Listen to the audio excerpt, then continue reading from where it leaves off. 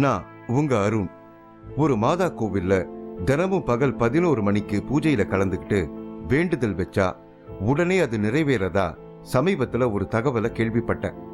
அப்படி ஒரு ஆச்சரியமான கோயிலுக்கு தான் இப்ப நான் போயிட்டு இருக்கேன்.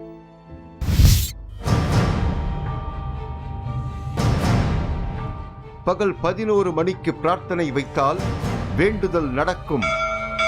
தரகுமலை மாதா கோவிலில் நடக்கிற 11 மணி ஜபம் ரொம்பவே முக்கியமானது. தரகுமலை மாதா கோவில். இந்த ஜபத்துல உண்மையான பக்தியோட வேண்டிக்கிட்டாங்கன்னா மாதா இன்னைக்கும் காட்சி கொடுக்கறதா சொல்றாங்க.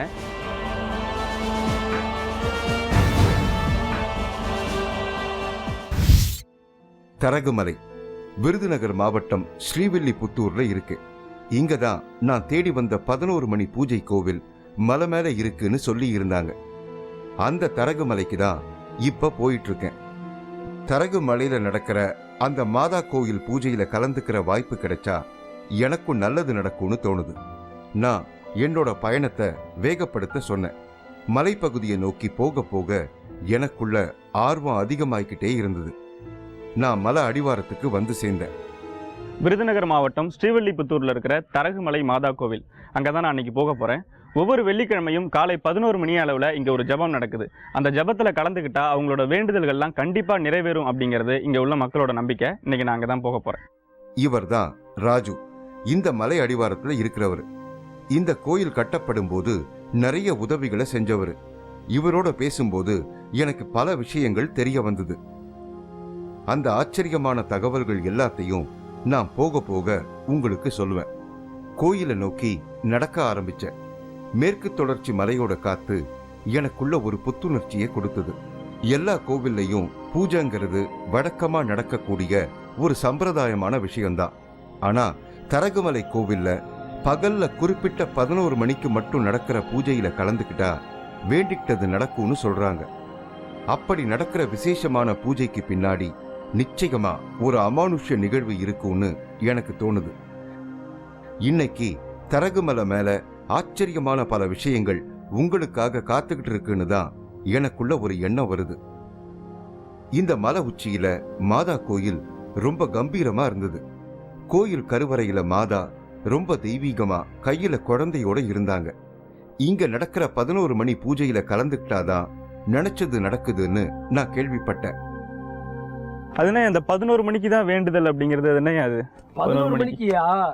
இயேசுவும் மாதாவும் காட்சி கொடுத்த நேரம் காலை சரியாக 11 மணி.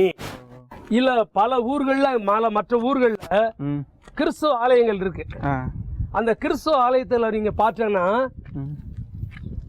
மதியானம் 12 மணிக்கு சரியா 12 மணிக்கு தான் மணி அடிப்பாங்க.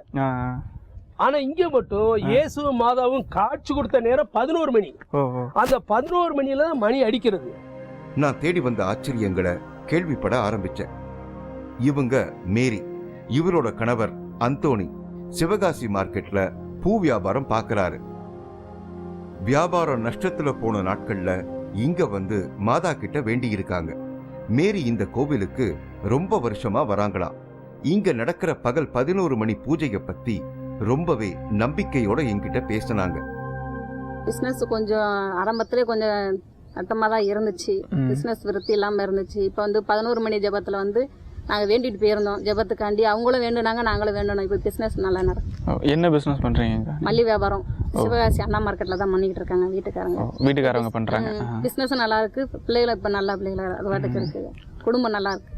இவங்களோட வேண்டுதல்களை இந்த மாதா படிப்படியா நிறைவேற்றிக்கிட்டு வரதா இவங்க நம்புறாங்க. குடிசை வீட்டுல வாழ்ந்த காலத்துல புது வீடு கட்டணும்னு உறுதி எடுத்துக்கிட்டாங்களா மேரி. புது வீடும் கட்டி இருக்காங்க. அந்த வேண்டுதலை மாதா நிறைவேற்றி கொடுத்த திருப்திய இவங்க கிட்ட பேசும்போது தெரிஞ்சுக்க முடிஞ்சது. நீங்க என்ன வேண்டுதலுக்காக இங்க வந்திருக்கீங்க? வீடு கட்டுறதுக்காண்டி தான் வந்திருந்தோம். நாங்கள் ஏற்கனவே அது வந்து எங்க மாமியார் வீடு.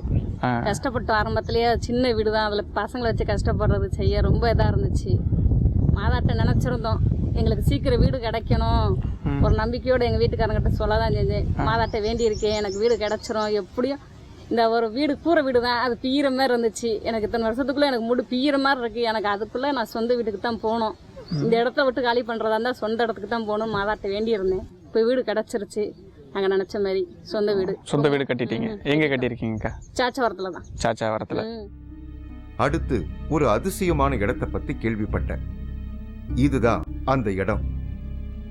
இயேசு சிலுவையில அறையப்பட்ட நிலையில இருக்கிற இந்த இடத்துக்கு பின்னாடி ஒரு மிகப்பெரிய பிரமிப்பான விஷயம் இருக்கு. இப்ப இந்த இடத்துல இயேசுவை சிலையா வச்சு வழிபாடு நடத்தினாலும் பல வருஷங்களுக்கு முன்னாடி இங்க வெறும் பாறை மட்டும்தான் இருந்தது. அப்போ ஒரு நாள் இயேசு ஒருத்தருக்கு காட்சி கொடுத்திருக்காரு. இது ஒரு மொட்டை மலை. இது மொட்டை மலைன்னா ஆடு மாடு மேய்க்கிற மலை. ஆடு மாடு மேய்ச்சிக்கிட்டு இருக்காங்க இந்த குருசாமிங்கிற நபர். மேலே ஒரு குரல் கேட்கு, ஒரு சத்தம் கேட்கு, தம்பிகளே இங்கே பாருங்க அப்படின்னு சொல்லி சத்தம் கேட்கும் பொழுது, ஏடா ஒரு பெரிய ஒரு சத்தம் கேட்க மாதிரி இருக்குது. சத்தம் கேட்க யாருன்னு தெரியலையே, இந்த வழி தான் நடந்து போகணும், எந்த வழி போயிருப்பாங்க.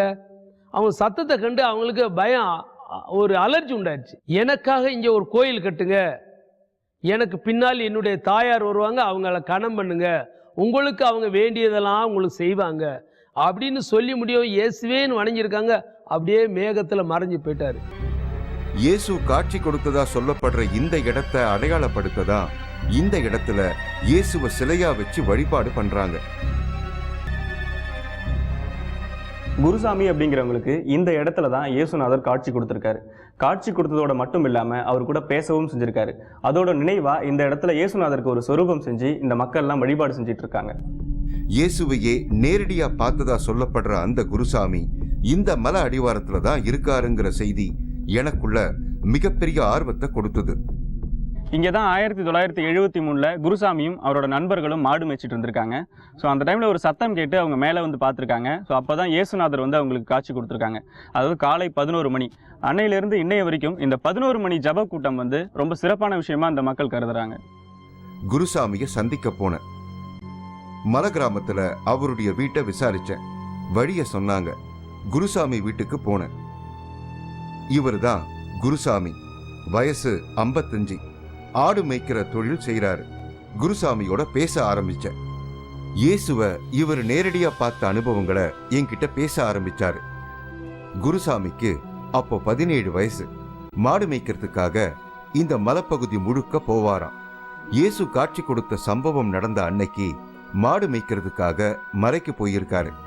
இப்ப கோவில் கட்டிடங்களா மாறி இருக்கிற அந்த இடத்துல அந்த காலத்துல வெறும் பாறை மட்டும்தான் இருந்திருக்கு.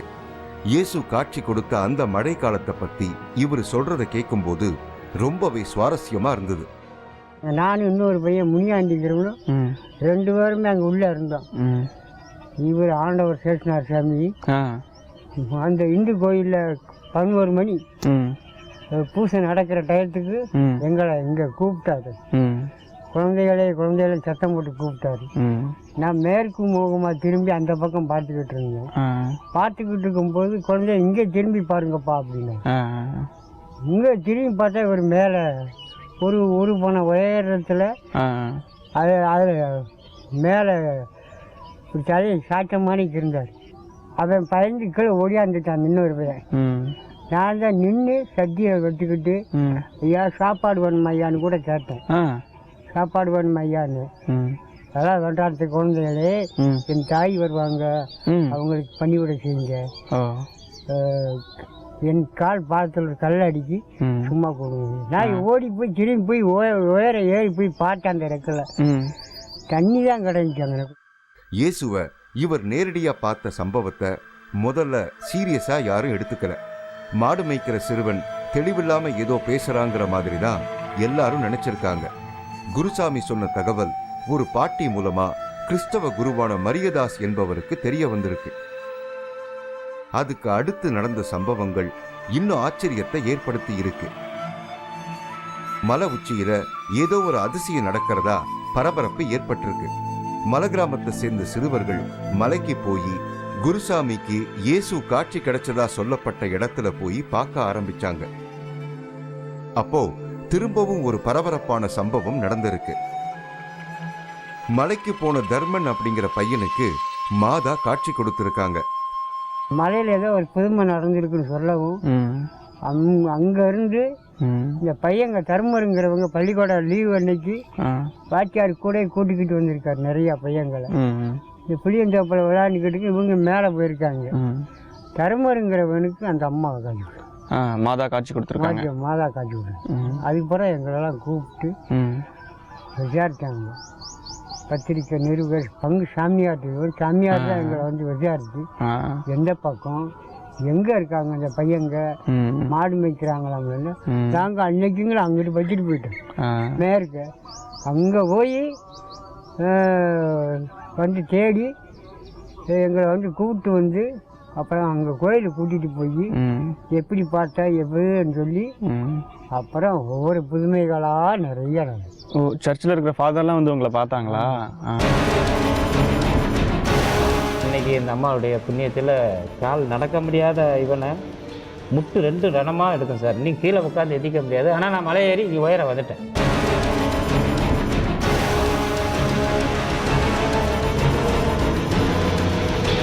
ஆச்சி மசாலா வழங்கும் 3வது கண் இடைவேளைக்கு பின் தொடரும்.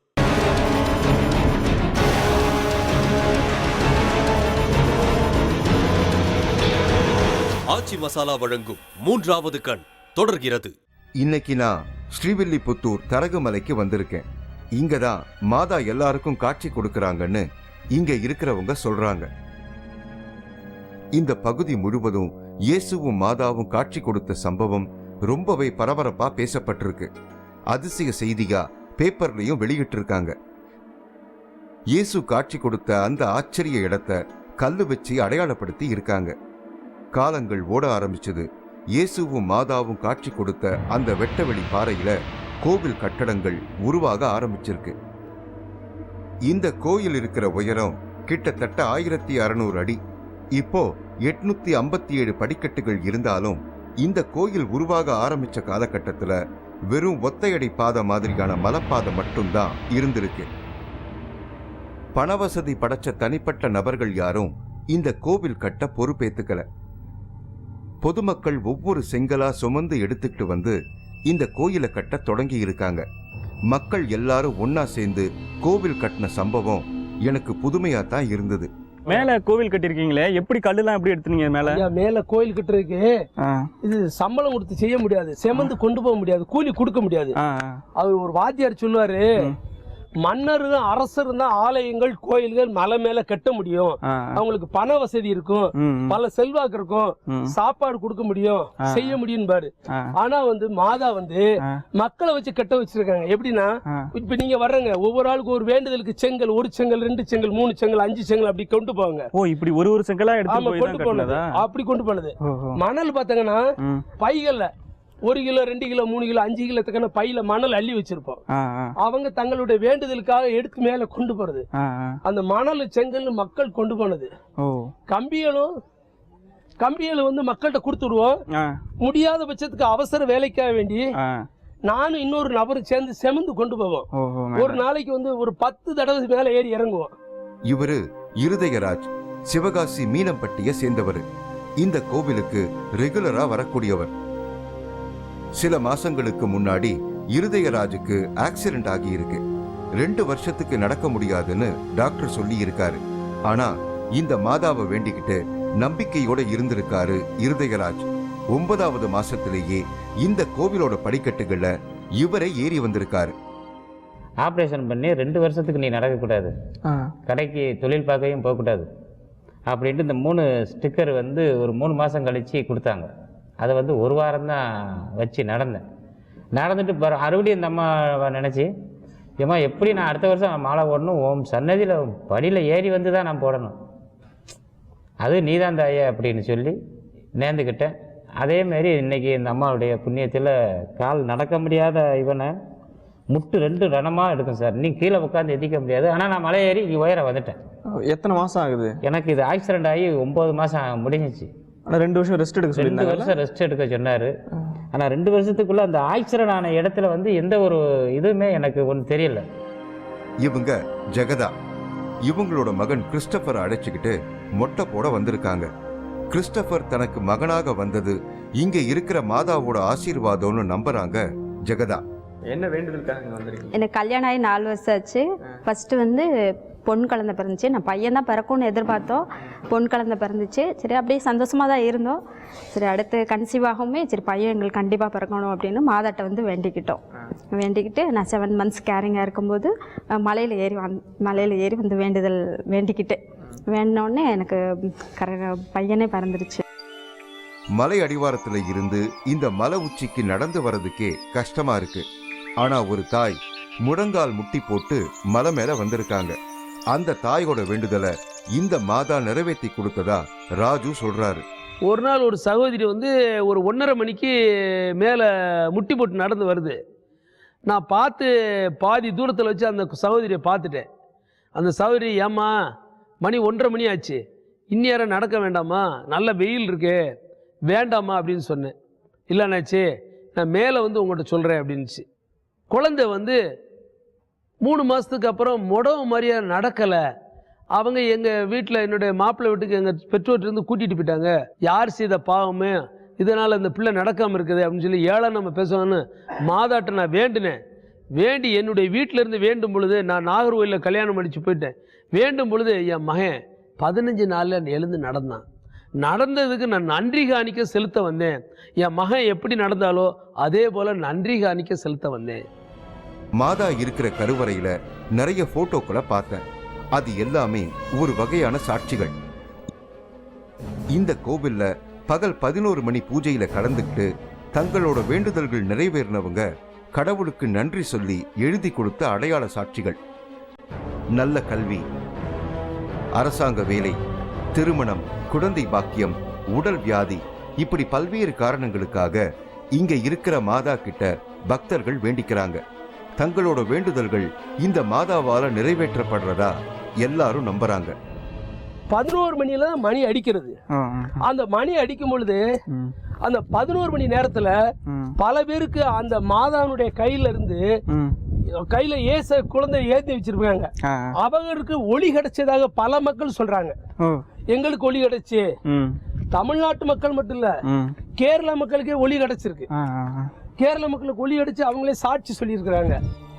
கோவிலுக்கு வர மலைப்பாதையில ஒரு சுனை இருக்கு. அந்த சுனையில இருக்கிற தண்ணீரை புனித நீராத்தான் எல்லாரும் நினைக்கிறாங்க.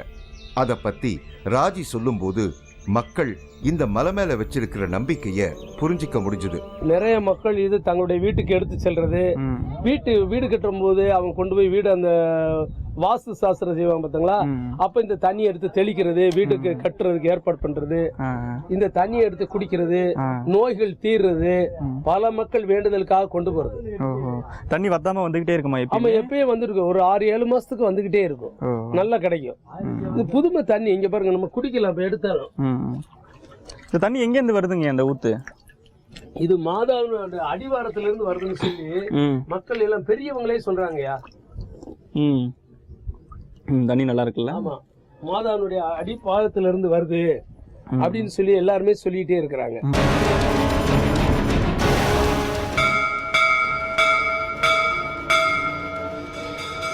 மரியே வாழ்க, மரியே வாழ்க, மரியே வாழ்க, மாமரியே வாழ்க.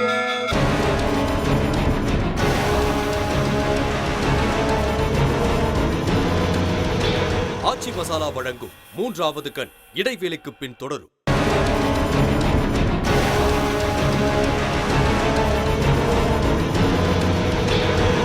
ஆச்சி மசாலா வழங்கும் 3வது கண் தொடர்கிறது. மாதா எல்லாருக்கும் காட்சி கொடுக்கறாங்கன்னு கேள்விப்பட்டு இன்னைக்கு நான் ஸ்ரீவில்லிபுத்தூர் தரகுமலைக்கு வந்திருக்கேன். ஒரு சந்தோஷமான சூழலை மலைப்பாதையில பார்த்தேன். மனம் நிறைய சந்தோஷத்தோட நிறைய பேர் மலை ஏறி வந்துட்டு இருந்தாங்க. இவங்க தவமணி. இவங்க தான் இன்னைக்கு கல்யாணம் பண்ணிக்க போற மணப்பெண். தவமணி கல்யாணம் பண்ணிக்க போற மாப்பிள்ள நீனஸ் மேத்யூ. இவங்களுக்குள்ள ஒரு வேண்டுதல். தன்னோட கல்யாணம் இயேசுவும் மாதாவும் காட்சி கொடுத்த இந்த மலையில நடந்தா தன்னோட வாழ்க்கை நல்லா இருக்கும்னு இவங்களுக்குள்ள ஒரு நம்பிக்கை. மலை மேல இருக்கிற இந்த மாதா மேல இவங்க 2 பேருக்குமே தீவிரமான நம்பிக்கை. தவமணியும் நீனஸ் மேத்யூவும் கல்யாணம் பண்ணிக்க தயாரானாங்க. 90 வயது பெரியவர் ஒருவர் திருமண வாழ்க்கையில 2 பேரும் உறுதியா இருக்கணும்னு உறுதிமொழி சொல்ல சொன்னார். நீனஸ் மேத்யூ தவமணி கழுத்துல தாலி கட்டினாரு. மணமக்கள் இருவருக்குள்ளேயும் மிகப்பெரிய நிம்மதி வந்ததை பார்க்க முடிஞ்சுது. 2 பேரும் மாலையை மாத்திக்கிட்டாங்க. எல்லாரும் அவங்களுக்கு வாழ்த்து சொன்னாங்க. புதிய வாழ்க்கைய இந்த மாதா கோவில்ல வச்சு ஆரம்பிச்சிருக்கிற தவமணிக்கும் நீனஸ் மேத்யூவுக்கும் மனசுக்குள்ள நான் வாழ்த்துக்கள் சொன்னேன். அடுத்து 11 மணி பூஜை நடக்க இருந்தது. எனக்குள்ள மிகப்பெரிய ஆர்வம் வந்தது. 11 மணி பூஜைக்கு எல்லாரும் தயாரானாங்க.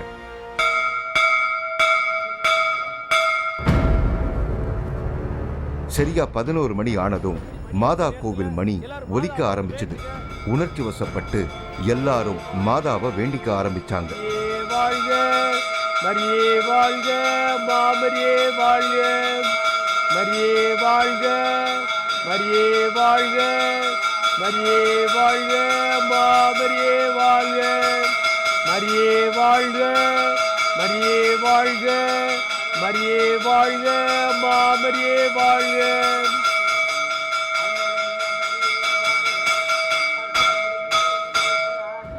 ஜெபம் சொல்லி வேண்டிக்கிட்டாங்க. அஜேசமரியாயேசருடைய மாதாவே, பாவிலாகிற எங்களுக்காக இப்படி எங்க மறைத்து வேண்டிக்கொள்ளும். ஆமென். பூஜை நிறைவுக்கு வந்தது. 11 மணி பூஜையில கலந்துக்கிட்ட மன நிறைவு எனக்குள்ளேயும் வந்தது. நான் சந்திச்ச குருசாமி அப்புறம் ராஜுவுக்கு மனசுக்குள்ள நன்றி சொன்னேன். மாதா பக்கத்துல போய் நானும் வேண்டிக்கிட்டேன். எனக்கும் நல்லது நடக்கும்னு தோணுது. நிறைஞ்ச மனசோட அங்க இருந்து புறப்பட்டேன். அடுத்து ஒரு அமானுஷ்யமான நிகழ்வோட உங்களை சந்திக்கிறேன்.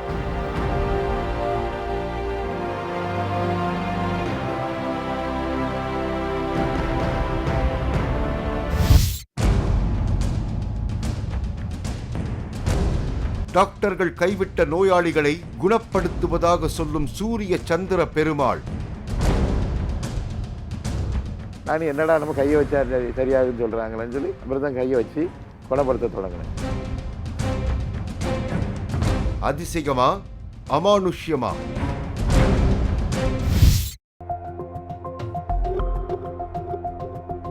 மூன்றாவது கண் டிவி ஷோ என்ற ஃபேஸ்புக் பக்கத்தில் எங்களோடு இணைந்திடுங்கள். உங்களது அமானுஷ்ய அனுபவங்களை பதிவு செய்து இந்த நிகழ்ச்சியில் பங்கு பெறும் வாய்ப்பை பெறுங்கள்.